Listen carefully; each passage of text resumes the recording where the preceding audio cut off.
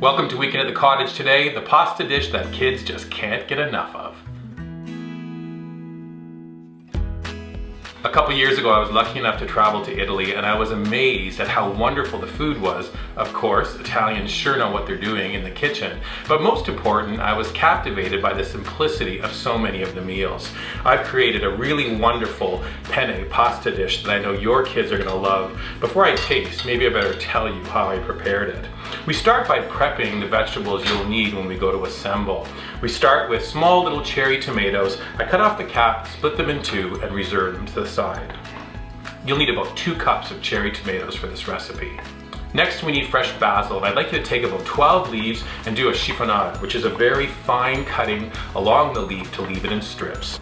Next we need buffalo mozzarella. I have a box grater, and I'm going to grate about half of this ball to be used in this recipe. Last thing we can do is prepare our Parmesan cheese, grate up a big hunk, because remember, more is always more.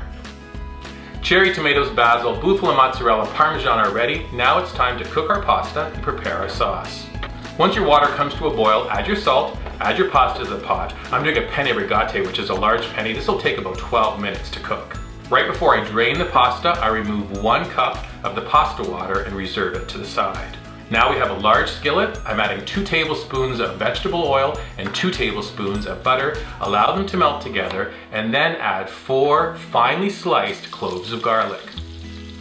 Next we need 1 teaspoon of chili flakes. Adjust that down if your kids or if you have a sensitivity to spice. Oils are nice and hot, our garlic is kind of toasting, and our chili flakes are popping.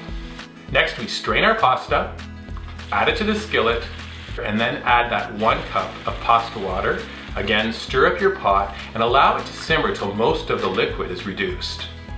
Last thing is to then assemble the pasta. We have our skillet, we transfer the cooked pasta and sauce into a bowl, toss on your tomatoes, your basil, your mozzarella, and then add a generous helping of Parmesan cheese. Give it all a stir, finish off with some fresh ground black pepper, and this pasta is good to go. It's rustic, it's simple, and it is delicious. And finally, with a taste test, I can tell you, it is extremely delicious.